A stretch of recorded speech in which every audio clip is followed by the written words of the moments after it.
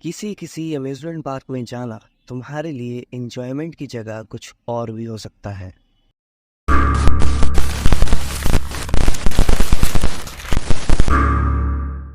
मैं एक amusement park में वर्क करता था और अभी मुझे ऑफिशियली वहाँ से फायर कर दिया गया है और मैं अपनी इस जॉब के लास्ट 24 आवर्स अपने मैनेजर डेल के साथ एक ड्राइव में स्पेंड करता हूँ। कई घंटे बीत जाने के बाद डेल ट्रक रोकते हैं और कॉफ़ी वगैरह लेने के लिए ट्रक के बाहर जाते हैं और मुझसे कहते हैं कि तुम अंदर ही रहना और मैं अभी आ रहा हूँ। अब थोड़ी देर बाद डेल वापस आते हैं और अपने लिए कॉफ़ी और मेरे लिए कपकेक लाते हैं। नाउ मैं उस कपकेक को खाना शुरू करता हूँ और डेल को थैंक्स कहता हूँ। मैं डेल से पूछता हूँ कि वैसे हम जा कहाँ रहे हैं और क्या होने वाला है। डेल कहते हैं कि चलो तुम्हें एक रियल स्टोरी सुनाता हूँ, वो भी बिगिनिंग से। मैंने कहा कौन सी स्टोरी के बारे में बात कर रहे हो तुम? तुम्हें इस पार्क की हिस्ट्री के बारे में बताता हूँ। लगभग 18th सेंचुरी की बात है। मेरे एंसेस्टर्स जो कि दुनिया के अलग अलग कोने में से चलकर एक जगह पर मिलते हैं और डिसाइड करते हैं कि वो सब मिलके एक फैमिली बनाएंगे और दूर दूर के रिश्तेदारों की तरह रहेंगे और साथ में पैसा कमाने की भी कोशिश करेंगे। Because at the time no one was wealthy among them. वो लोग अपनी एक कम्युनिटी बनाते हैं और अपने आप को रीयूनाइट करते हैं। मैं नहीं जानता हूँ कि एग्जैक्टली उनके दिमाग में क्या चल रहा था। अब वो सबसे पहले एक जंगल को क्लियर करके अपने लिए काफ़ी बड़ी सी हट बनाते हैं जिसमें सब के सब रह सकें।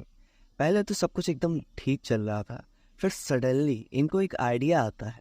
ये सोचते हैं कि ये अपने उस ग्राउंड को जिस पे ये अभी लोग रह रहे हैं उसे एक फेयर ग्राउंड में एक ऐसी जगह जहाँ मेला लगता हो उसमें कन्वर्ट कर देंगे। बिकॉज वो एरिया जहाँ ये रहते थे वहाँ आसपास कई सारे छोटे छोटे विलेजेस और छोटे छोटे टाउन्स भी हैं, तो ये इनके लिए एक अर्निंग अपॉर्चुनिटी बन सकता है। पर इनका ये डिसीजन इनके लिए सबसे बड़ा नाइटमेयर बन जाता है। इस काम को करने के लिए उन्हें उस ग्राउंड पर जो पेड़ हैं उन्हें काटने की जरूरत पड़ा हो रहा है और सिर्फ कुछ ही मिनट्स में वो बच्चा दम तोड़ देता है।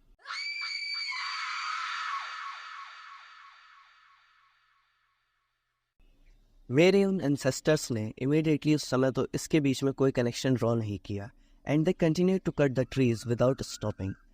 Just after a week of that child's death एक और 6 साल का बच्चा अपने बेडरूम से ही कहीं गायब हो गया और ये पता नहीं चला कि वो कहाँ गायब हुआ है और कैसे हुआ। इसके कुछ टाइम के बाद में फिर से एक और बच्ची जिसका नाम था मिली, जो कि सिर्फ 5 साल की थी, वो भी गायब हो जाती है। और अब इस बच्ची के फैमिली मेम्बर्स में से इसका एक भाई कोल्ट डिसाइड करता है कि वो जाके ढूंढेगा अपनी बहन को। अब कोल्ट कोई इस टाइप का इंसान तो था नहीं जो अपनी बहन के खो जाने पर भी शांति से चुपचाप बैठा रहे। उसकी फैमिली उसे कहती है कि मिली को ढूंढना वेस्ट ही है। They all had already searched previous victims a lot of time but they could not found anyone anywhere. पर वो किसी की बात नहीं मानता है और कुछ दिनों तक जंगल में ही अपनी बहन को ढूंढता है। बट अगले 7 से 8 दिनों तक उसकी बहन नहीं मिलती है और फाइनली वो अपनी होप खोने ही वाला था कि सडनली उसे जंगल में अपने लेफ्ट साइड की तरफ एक गिरे हुए पेड़ के पीछे छुपा हुआ जमीन में एक होल दिखता है। उसके पास एक आदमी बैठा हुआ था, अजीब से पहनावे में। शॉकिंग बात ये थी कि वो आदमी किसी बच्ची को अपनी गोद में लेके बैठा हुआ था और जब कोल्ट उसे देखता है तो वो तुरंत उसे पहचान जाता है। वो बच्चा और कोई नहीं, कोल्ट की बहन मिली थी, जो कि गायब हो गई थी। कोल्ट तुरंत अपनी गन निकालकर उस आदमी पर एम कर रहा है और कहता है कि वो आदमी उस बच्ची को छोड़ दे। पर इस बात पर वो आदमी एक क्रीपी सी स्माइल देता है और कोल्ट से कहता है कि तुम्हारा नाम क्या है। कोल्ट को ये सवाल ऑब्वियसली काफ़ी वियर्ड लगता है। कोल्ट इस बात का जवाब बिना दिए सीधा एक बार फिर से उसे वार्निंग देता है कि अगर उसने उस बच्ची को नहीं छोड़ा तो वो तुरंत शूट कर देगा।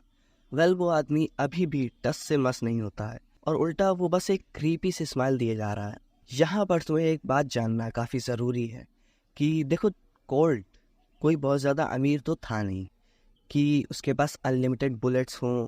सो दैट्स वाई कोल्ट खुद से ही मेटल को पिघला कर और कुछ तो करके कुछ बुलेट्स बनाता है और उसकी बनाई हुई बुलेट्स कुछ ज़्यादा इफ़ेक्टिव भी नहीं होती हैं। कुछ ना होने से तो वो खुद से बनाई हुई बुलेट्स ही काम आ सकती हैं। एट दैट टाइम उस गन में सिर्फ 5 बुलेट्स थीं, 2 नॉर्मल वाली और 3 कोल्ट ने जो खुद बनाई थी वैसी थी। अब वो आदमी मिली को वहाँ ज़मीन पर रख देता है, जो कि एकदम बेहोश सी पड़ी हुई है, and she had no idea of what has been happening around her.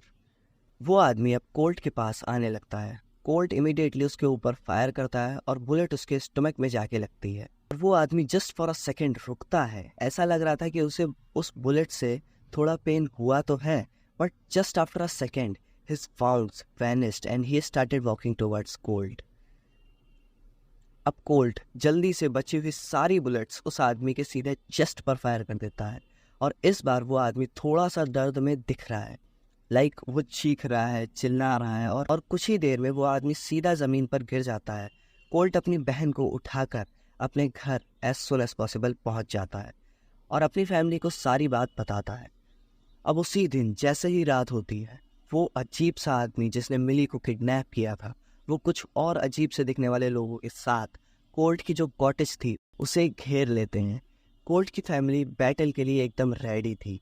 वो लोग बाहर आते हैं और अब उन सब लोगों में से सिर्फ वो आदमी जिसने मिली को किडनैप किया था, सिर्फ वही आगे बढ़कर आता है।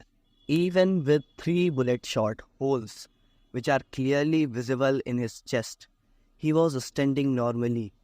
और एक बहुत डीप क्रीपी वॉइस में वो आदमी कोल्ट को एक डील ऑफर करता है। तुमने हमारे घर यानी ये पेड़ पौधे, ये जंगल हमसे छीना, तो इसलिए हमने तुम्हारे छोटे छोटे बच्चों को तुमसे छीना है।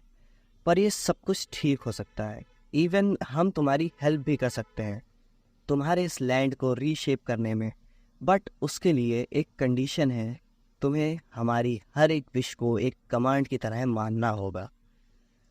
कोल्ट की फैमिली तो ये सोच रही थी कि शायद आज बहुत बुरी लड़ाई होने वाली है इस फैमिली की उस आदमी से, पर ऐसा तो कुछ भी नहीं हुआ।